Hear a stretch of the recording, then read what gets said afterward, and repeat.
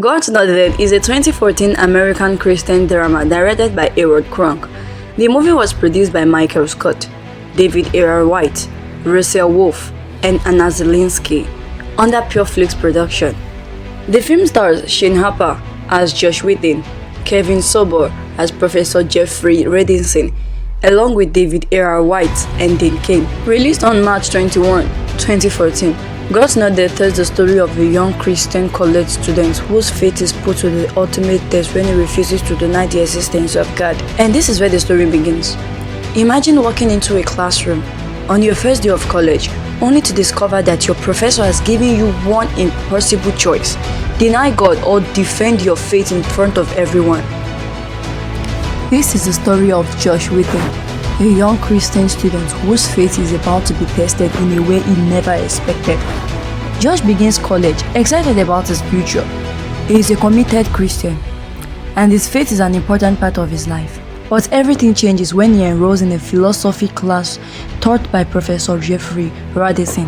Redinson is an outspoken atheist who strongly believes that religion has no place in his classroom. During the first class, the professor gives his students a simple assignment.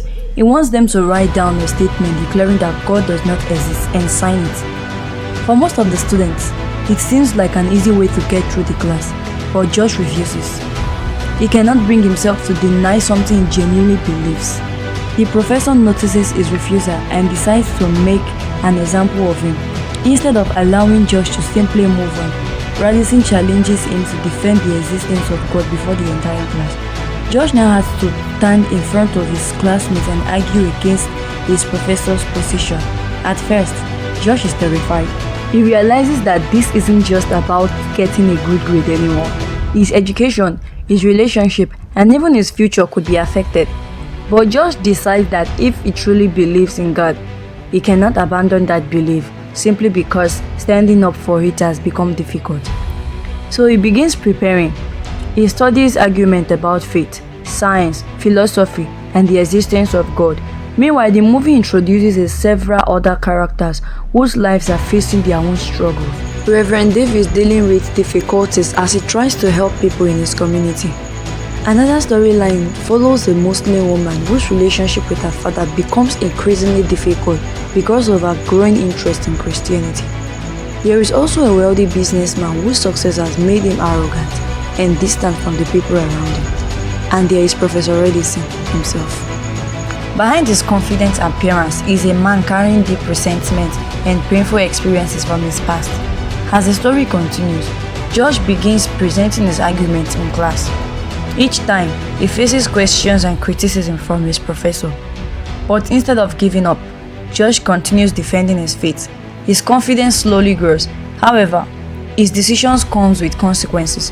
Josh's girlfriend becomes frustrated because she feels that he is allowing his religious belief to interfere with their relationship. Eventually, their relationship falls apart. Josh is hurt, but he refuses to abandon what he believes just to make his life easier. The classroom debate continues, and the tension between Josh and Professor Redinson becomes stronger. What started as a simple academic challenge has now become something much more personal. Josh's classmates are forced to listen as both sides challenge each other's beliefs. But Josh isn't simply trying to defeat his professor. He wants to show that believing in God is not something he should be ashamed of. As the final confrontation approaches, Redinson becomes increasingly emotional. What began as an argument about philosophy starts revealing something much more deeper about the professor's personal history. Josh eventually turns the discussion toward Redinson himself. The question is no longer simply whether God exists. It becomes a question of why Redinson hates God so deeply, and that question exposes wounds that have been hidden beneath his confident exterior. The story reaches the climax when Josh makes his final stand. He has risked his relationship, his academic future, and his comfort because he refused to deny his faith. Then something unexpected happens. The people watching Josh's struggle begin to realize that his courage has affected them.